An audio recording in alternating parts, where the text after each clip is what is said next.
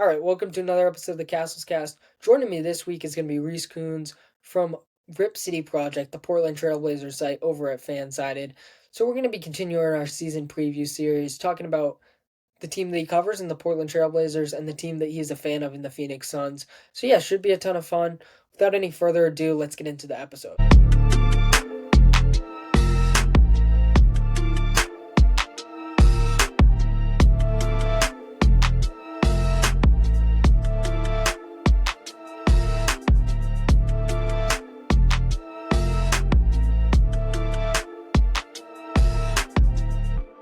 Joining me now is Reese Kunz to discuss the up-and-coming season for the Portland Trailblazers and Phoenix Suns. How you doing today, Reese? I'm doing great, man. Thanks for having me. How you doing?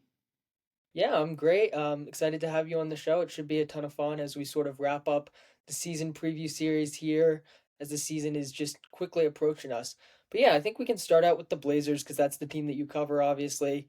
And they had a pretty busy offseason, pretty exciting offseason, in my opinion. And they definitely made some moves to lean into sort of competing now. So I think first off, we got to talk about Jrue Holiday because that was a fairly surprising trade with the Boston Celtics. They ended up giving up Anthony Simons for him in a one-for-one swap. So yeah, what did you make of that trade overall, and what do you think of Holiday's impact for this season? That was such a surprising trade. I mean, we talked about Anthony Simons being like a trade candidate for so many years, and this finally felt like the year he was going to get traded because his contract was expiring. But Jrue Holiday was not what I was expecting. I kind of thought they would trade Simons for future assets, and they took it the entirely different direction, trying to make that win now move. I think it's going to be beneficial for like the development of Henderson and Sharp. I worry a little bit about, the contract and like his decline in play, but we'll see what happens, man. What do you think? Yeah, for sure. So as a Celtics fan, I definitely got to see Holiday up close these last couple of years. And yeah, I mean the offensive decline is definitely there, especially as a scorer. He's just not the same. But I think he's still a super impactful all-around player. I mean, you look at him as a spot-up shooter, connected playmaker, really still a high level and versatile defender. I think it's really all there. And then, like you said, just being able to have that veteran presence for Scoot and Shaden is going to be massive for this team. But yeah, I mean, I definitely was surprised that he ended up in Portland and that Portland didn't go for maybe a little bit of a more future looking package. I think the Magic was always the team that people were looking at for Simons. But then they end up making that Desmond Bain trade, and that changes a lot of things. But yeah, I always sort of envisioned him maybe ending up on a team like Orlando for a couple of future first or something like that.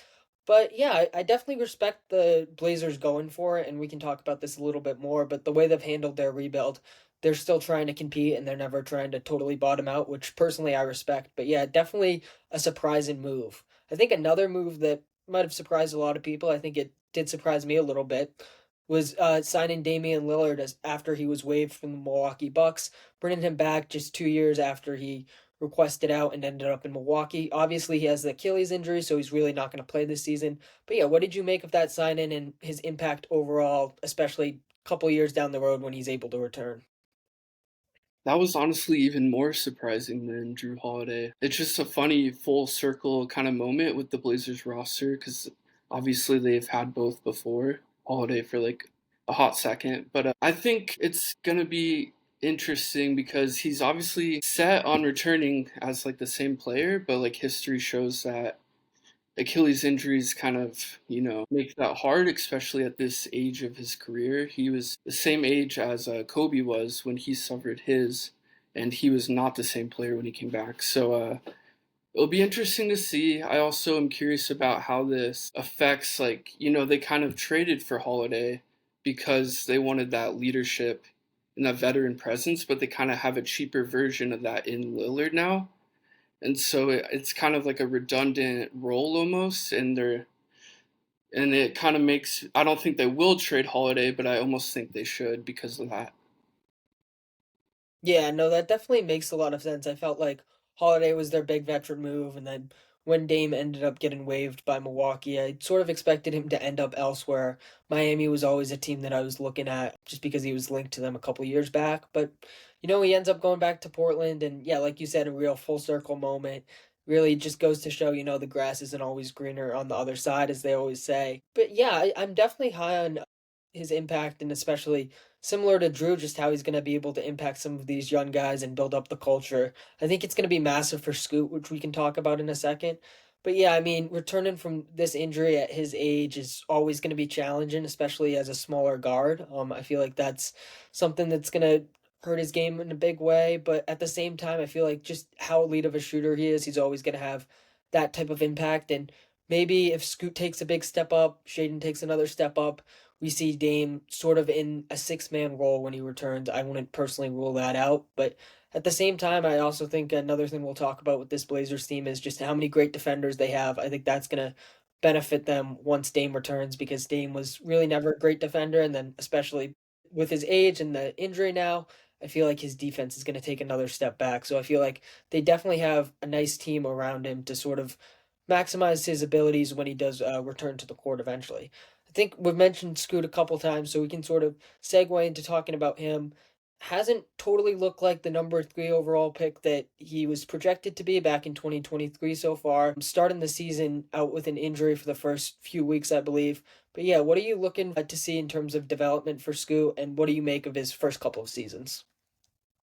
Yeah, so Scoot is out 4 to 8 weeks until he returns to basketball activities, they said. It's a really disappointing injury, even though it's not like that big of a time frame, just because I was so like set on him having that breakout season, and now it's just going to be that much harder for him to kind of get up to speed, especially when you think about like who the Blazers are going to start. It's kind of still up in the air, but like it's going to be even harder for him to earn that starting role once he does come back, since they're already like established. I'm overall still high on Scoot. I think like you just got to be patient with those young guards. I think he really figured things out last season, but it doesn't really show that in the stats because the Blazers weren't really utilizing him as much as his rookie year. He had less minutes and a lower usage rate. And so I think I was looking forward to this year because it's going to combine like his increased role and the increased role he like needed from last year, but with his better play. And so I still am high on him, but it's just a really disappointing setback for sure.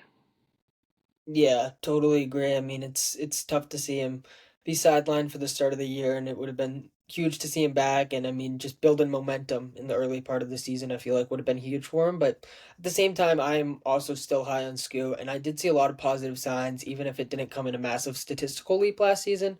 I thought he was a really, really good playmaker, and that was definitely something even dating back to the draft. I felt like one a little underrated with him, but yeah, he was definitely making some better decisions last year. It seemed a little bit more comfortable in that sort of lead guard role, even if the minutes weren't totally there.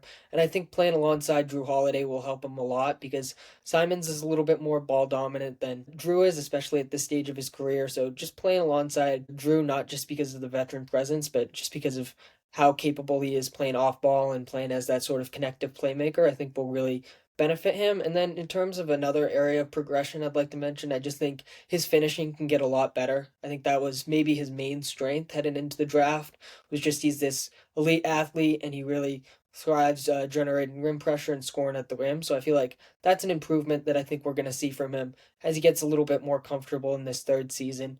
But yeah, I do think the starting lineup point you mentioned was kind of interesting.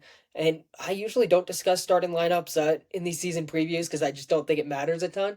But I think the Blazers are in a really interesting position where they could have so many different possible starting lineups. I feel like in my mind, there's only like two or maybe three players that are like truly solidified as those starters. So with that being said, how do you sort of envision this starting lineup playing out? We can say once Scoot returns to the mix. Yeah, well, so they kind of asked Billups about this at a media day, and he kind of had the generic answer you would expect, like, they're going to earn it in training camp, which makes sense. But for me personally, I think, like, Donovan Clingan has to be a lock with Ayton out, and then Scoot's injury kind of makes Jrue Holiday the starting point guard, since they really have, like, no one else. And then you have to consider, like, Kamara and Avdia locks too, because they're, like, the building blocks, which leaves one spot open between Grant and Sharp if that is the case. And I know Blazers fans would be really pissed if Grant takes that over Sharp. Just, because they've wanted to see this rebuild for so long, and they finally got it with moving Simons and Aiton out. And but man, Jeremy Grant's just that one roadblock they can't seem to get rid of. Yeah, no, I definitely think starting Sharp would be a little bit better, especially just sort of as he develops. But at the same time, I wouldn't be shocked if they end up rolling out Grant. I believe he had some quote on media day where it was like, "What do you think of a bench role?" or words to the effect of that, and he was like, "I don't expect to come off the bench." Which with his massive contract and the player that he has been sort of throughout his career, it kind of makes sense. But at the same time, it's probably in the best interest of the team for him to come off the bench. But I don't hate Sharp in that sort of six-man role. He's just such an elite scorer, and he's the really classic like microwave high energy scorer. And I wouldn't hate the idea of just sort of having him and Scoot run the bench unit, even though I think a lot of Blazers fans rightfully sort of want to see these younger guys in a bigger role.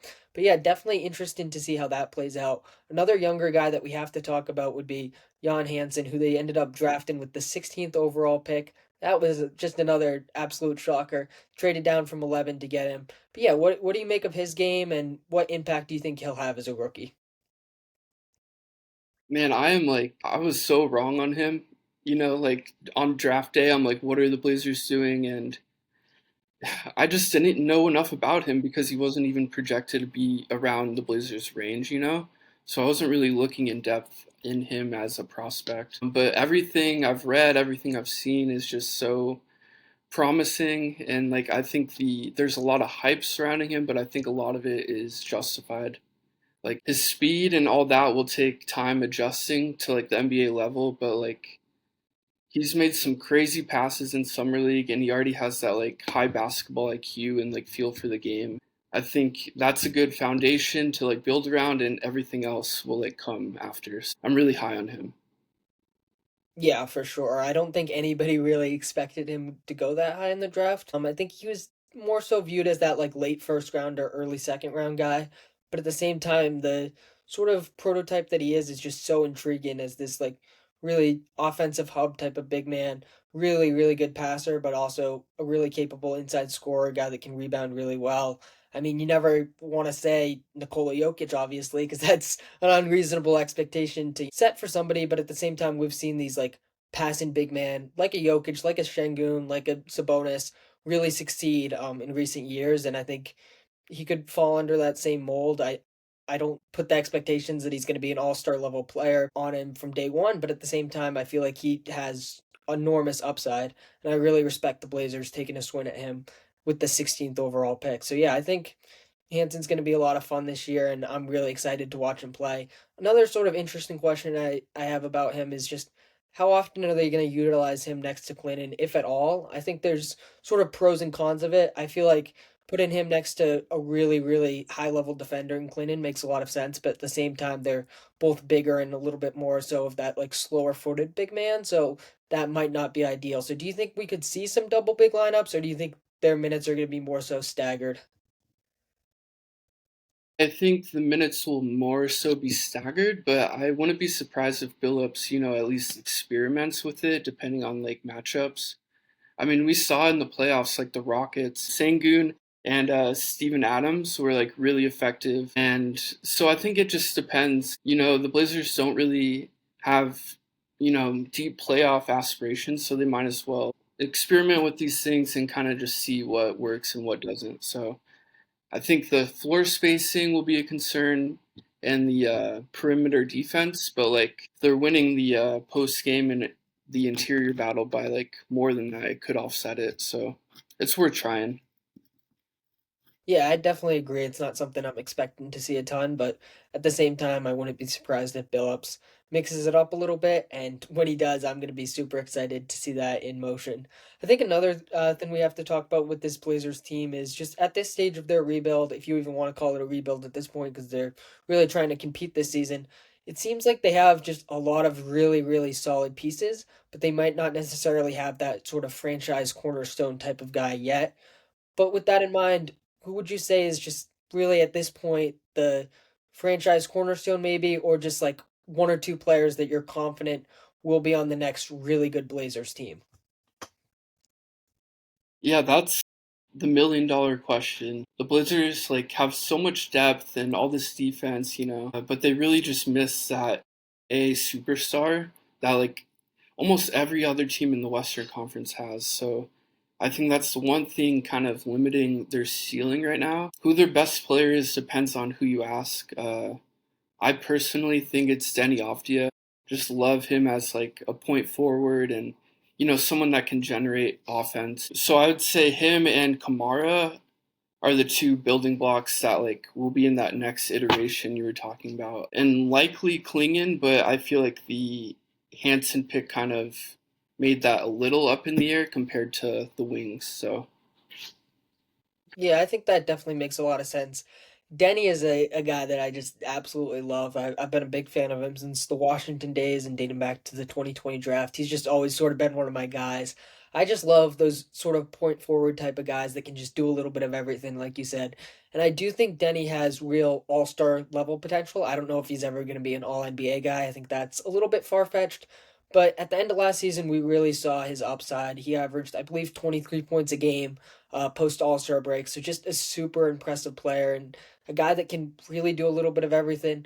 I always compare him to sort of like Franz Wagner. I don't think Franz is going to be a guy that makes a bunch of like all NBA teams or whatever, but like a solid, like multiple time all star type of guy with that well rounded skill set. I think Denny can be that. And I do think on the right team, he can be the best player on a solid playoff team with the right pieces around him, of course. So I do think that's in the cards for Denny. At the same time, on a championship team, he's probably a number two or even a number three option. So I still do think Portland's looking for that maybe number one type of guy. Who knows? Maybe it ends up being Jan Hansen, but it's still early, it's still way too early to say that, given that he hasn't played a single game in the NBA. And then yeah, I mean, Tumani, I feel like is a guy that they're going to want to keep around. I don't think he necessarily has like the same star potential. At the same time, he's still super young, only in his third season, but I just view him as an amazing role player that sort of every team would love to have. Really one of the league's best defenders and an impressive offensive game as well. So I think they're going to want to keep him around for a while as well. And then, Donovan Clinton, I think, is a really, really solid player. Elite rim protector, really solid screener, inside scorer. I mean, he's 7'2", so you can just, you know, feed him in the post a little bit, give him some easy lobs, and he can get going there. But I mean, the rim protection is what really makes him special. And he does remind me a little bit of like a Rudy Gobert type of guy in that way, just because he really deters opponent shots at the rim at just such an elite level. I think he's going to be around for a while, even with drafting Jan Hansen. I think there's a world where they can coexist. But yeah, I definitely agree. Maybe not completely solidified part of this team's core right now. But yeah, I think those are really the standouts. Talked about Scoot a little bit. I guess I'd like to mention Shaden Sharp because he's a guy that we sort of glossed over while talking about some standouts. What do you make of his career progression so far, and what are some potential like next steps for him to establish himself as a clear part of this team's core? yeah, well, the most important thing to watch is whether or not the Blazers extend him before the season because he's eligible for the rookie scale extension. If they don't, then he'll enter restricted free agency, which we just saw how messy that was this summer with Kuminga and Grimes and all those guys. That's something to monitor. I mean, in terms of his on court play, though, he's an interesting guy because he's like, he should be able to put all the pieces together with like his athleticism and how he's so good at like creating space in the mid range and all that. But that hasn't necessarily translated to like winning as much as you would hope. Billups benched him for his lack of defense, and the Blazers honestly like that's right when they like had their mid season turnaround. So he's kind of a polarizing player in a way in that there's upside, but it's like how much do we want to invest in this and how long do we want to give him until, this is just who he is as a player. So he's a tricky one for sure.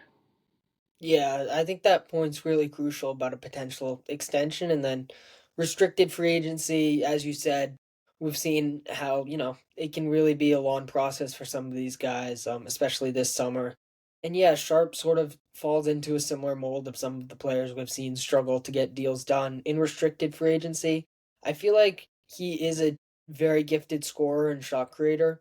At the same time, I wonder on a winning team, is he more of that like six man energy guy off the bench type of player compared to your starting shooting guard or small forward? I feel like that's sort of where I'm at with him. And yeah, like you said, I mean, the lack of defense is definitely a concern, especially because he's not a great shooter on the other end of the floor. So that sort of combination is really tricky to evaluate. And yeah, I mean, if I had to guess sort of from an outsider's perspective, I don't think a deal gets done, but I could be totally wrong. Are you sort of expecting a deal to get done before the season starts? And what would you feel comfortable paying for a guy like Sharp? Man, that's a good question. I would lean towards agreeing with you that a deal doesn't get done. I think the Blazers kind of want to see, what he has in store for this next year and whether or not like he can improve his defense and his shooting, like you said. As far as like a range, it's kind of hard to say. Like the salary cap keeps making all these contracts like so massive, but they really aren't in the scheme of things. So I would, if I had to guess, I'd say around 25 million, but that's just a total ballpark estimate. Yeah, I think that's a good estimate. I mean, when you look at Josh Giddey, obviously I would say wildly different player, but at the same time, I sort of view them in that sort of same tier, talented young guy, but you're not totally sure what his role would be on a winning team. He ended up getting 4 years, 100 million. I feel like for Sharp, a similar range could be expected somewhere within the mid to low 20s. I think anything above that might be a bit of an overpay, but yeah, we'll have to see how this plays out. And definitely this season will be a crucial one for him, especially with that restricted free agency coming up. Another thing I want to talk about with this team is the defense because the defense was just so fun last year, especially to close the season.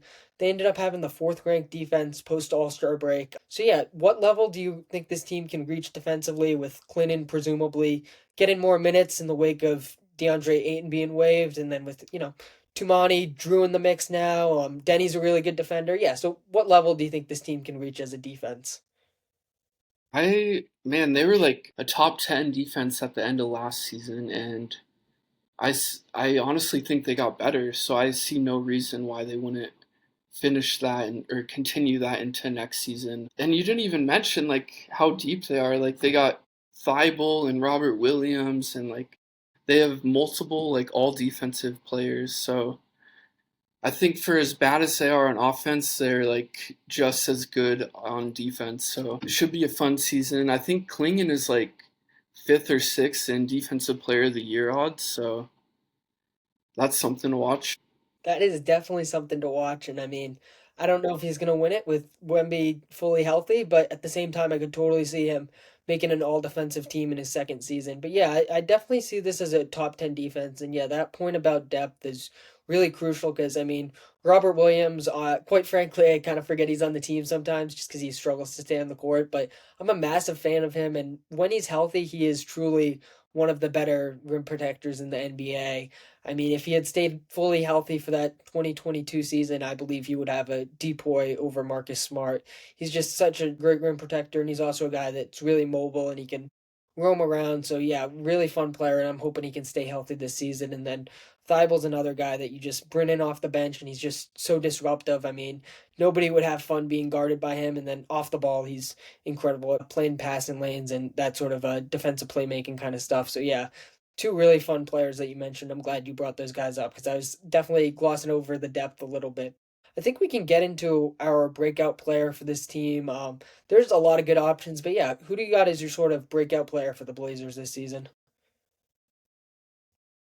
Well, I mean, some might say Denny Avdia. He's like really high in like most improved player of the year odds, but I almost feel like that breakout already happened in my mind like last season. Like a lot of times you win that award, but it's like people kind of just didn't notice that you were already doing this type thing. So for that reason, I will say Shaden Sharp. I think like you look at the Blazers offense and with Simons gone and Aiton gone, like you're wondering how are they gonna make up for these points and generate offense. You saw towards the end of last season, Sharp like really had like I think he had like multiple 30-point games in like the month of April. I just think his shooting is bound to improve from like that 31% from three and just taking another leap in this increased role, especially with like Scoot Henderson out. I just think all those stars are aligning for like a great year for him. Yeah, I mean, that definitely makes a lot of sense, especially with potential contract negotiations coming up next summer. I could definitely see that. And yeah, I mean, he's shown us just so much as a scorer. It's just sort of a matter of putting it all together.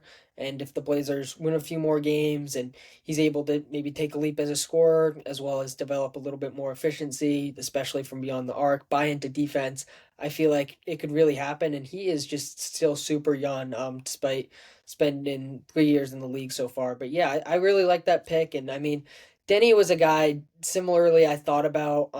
He's honestly one of my favorite players in the league. So it's kind of shocking that I'm not saying Denny. I'm sure all my friends listening will be like, "Well, you didn't pick Denny because he's like notoriously my guy." But yeah, I definitely agree that breakout sort of happened a little bit last season.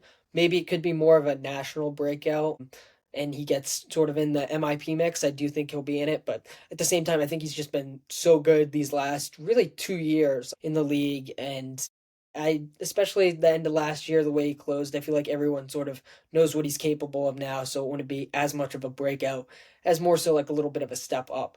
So yeah, I am going to go Donovan Clinton here. He played less than 20 minutes a game last season. Yeah, he's a fun player, man. Shout out my boy DC. I ended up meeting him this summer at the airport, which was really cool. But yeah, no, he had a really really impactful rookie season despite playing less than 20 minutes a game. Now that Aiton's gone, I think he's going to see a big increase in minutes and I think he's just going to continue being truly one of the best rim protectors in the league. If you look at I'm looking at his stats right now. Opponent shot 50% at the rim when they were guarded by Clinton. League average is 63. That's just truly absurd. That's like legit Rudy Gobert stuff. I wrote a piece comparing him to Rudy Gobert because I thought it was a fun comparison from the Timberwolves side, especially sort of in the dead portion of the offseason. But yeah, he's just such an elite defender, and I think he could be a legit double double guy. Averaged 6 and close to 8 last season, but I think he could be a legit like 12 and 10 type of guy, and he's really going to be given the keys to this Portland center rotation. I think he does have a little bit more of a all around offensive game. He is a pretty solid passer. He's not going to be like a offensive hub or anything, but he can definitely make the right reads as a passer. Showed a little bit of potential as a jump shooter, which is intriguing to me, especially for a second year player. I don't know if that's ever going to be a consistent part of his game, but those two things paired with just him being an already elite defender and getting a bigger role, I think lines him up nicely for a breakout season. Yeah, I honestly love that pick. That was the other player I was debating because his per 36 numbers, I mean, that can be misleading sometimes, but they're like right up there with like Victor Wembanyama, like with blocks and rebounds. And like he said on Media Day, he's in much better shape and expects to play like over 30 minutes a night. So like I see no reason why that wouldn't happen. Love that pick. Yeah, I'm super excited to see him play, and yeah, just a super fun young center. Just really loads of potential. I think he could be a sneaky, like multiple time All Star. I know the 2024 draft class, the sort of talk was like, who's going to be an All Star? Who's going to be like the best player in this class? And I mean, Clinton, he might not be the flashiest player in the world, but I think he definitely has that potential to be like a sneaky, like multiple time All Star. The last thing we're going to do with the Blazers before moving ahead to the Suns is going to be over under win projections.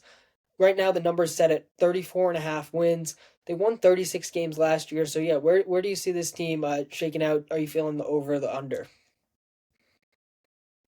I feel like that's pretty accurate. This isn't really discussed much, but like towards the end of last year, they had that like giant turnaround. But I feel like a lot of the games, when I was watching at least, it felt like the other team was missing a lot of key players.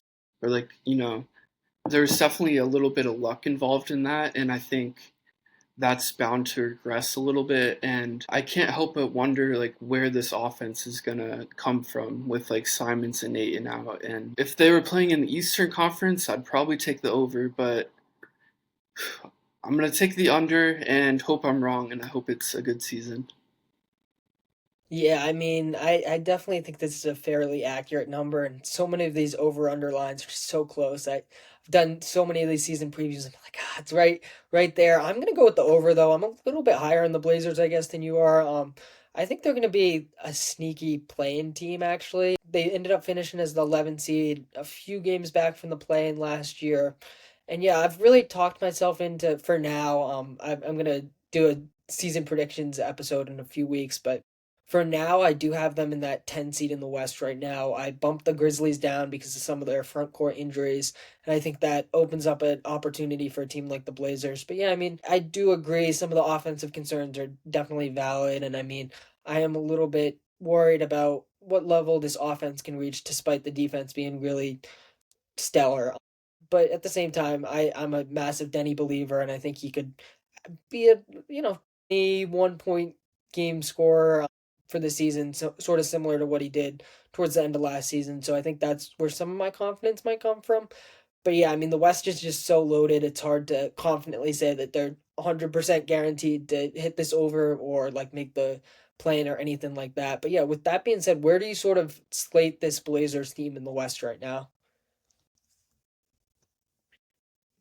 Think there's one clear bottom feeder in the Jazz, and then I think they're that next tier, with like the Suns and that team where like they're not the worst, but I'd be surprised if they make the playoffs. Yeah, I mean that definitely makes sense when you're looking at the West. I think everybody has the Utah Jazz there at 15, and then from there, I think there could be some debate. I mean, I'd probably have them a little bit above like a New Orleans or Sacramento. But yeah, I mean, I think it definitely makes sense. Nothing's really guaranteed in the West. Another team that's sort of in that tier could be a play-in tier, could be just below a play-in tier, would be the Phoenix Suns. So I think that's a nice transition to talk about the Suns, who is your favorite team in the league.